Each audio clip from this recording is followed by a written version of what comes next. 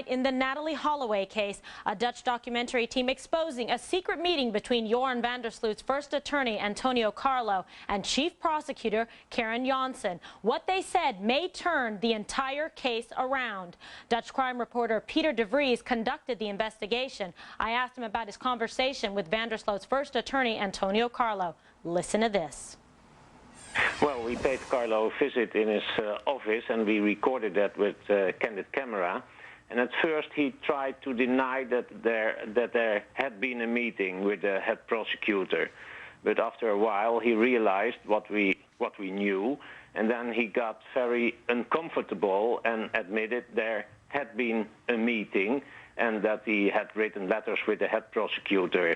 And he panicked, and he was very uncomfortable with this. Now, how did Antonio Carlo describe why he met Karen Janssen?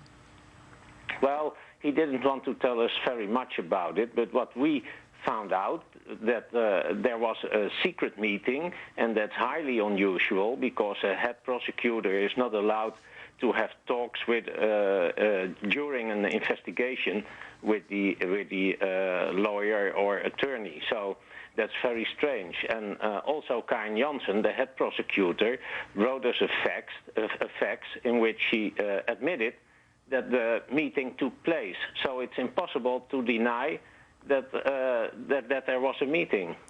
And what was divulged during these meetings?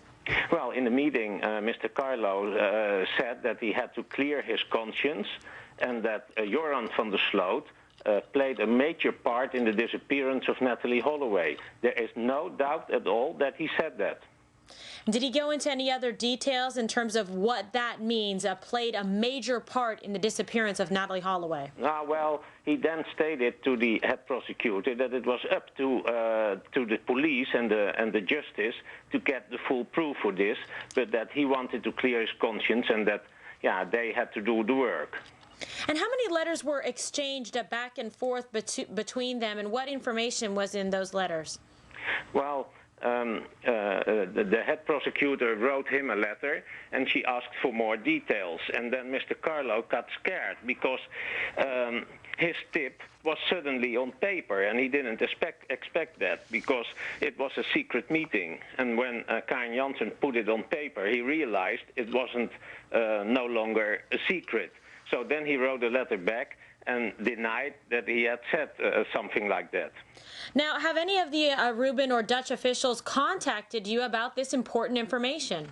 Yeah, they contact me. I have several sources in this case, and there is really no doubt, not for 1%, that he said that. And what do the investigators make of this? Now, they make of this, of course, that Joran van der Sloot is responsible for the disappearance of Natalie. Wow. Now, you know, of course, Joran's current attorney, Joe Tacopina, said that this is making up facts, you're fabricating facts, there was no such meeting. Now then, he doesn't know what happened, I think. And I have a recording with our candid camera which shows the opposite of what he is saying. So I don't think he is very well informed. All right. Well, Peter, thank you so much for joining me tonight and talking about these new developments. Okay, you're welcome.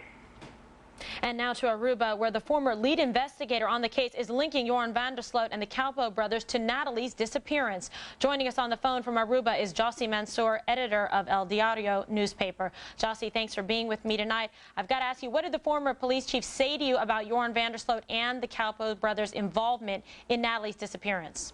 He definitely confirmed that they admitted to the police of having molested the girl while she was going in and out of consciousness, but among other things that he said.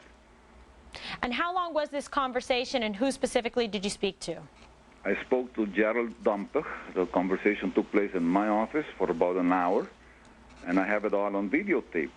And why did you videotape it, Jossi? Because in the diario we usually do that with people we don't trust to begin with, or to have a documented proof of whatever we're going to publish in the future. All right, well, there are many people who doubted that you have this tape and want to know what, in fact, is contained in the videotape. Do you have a transcript of this? You know, many people doubt many things that I say, but after I publish the truth, everybody becomes quiet. They go into a profound silence. But we have the proof. I have the tape, the videotape. We have various copies of it made.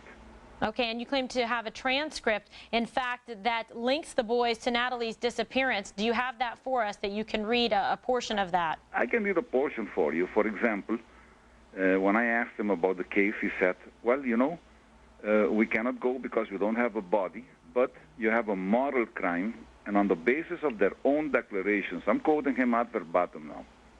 And then he said, look, if it's not rape, they fingered her. They did a lot of things to her according to their own declarations, and we have an article in our penal code that provides an 8-year sentence for that. If you do that to a girl who is not conscious, they themselves said that she passed out on different occasions in the car. That means that if you do that to a person who cannot defend herself, it's 8 years. He told me this ad verbatim. I'm quoting from the tape. And what else did he tell you? He told me many other things. For example, that you're not talking about Joran alone, because while the other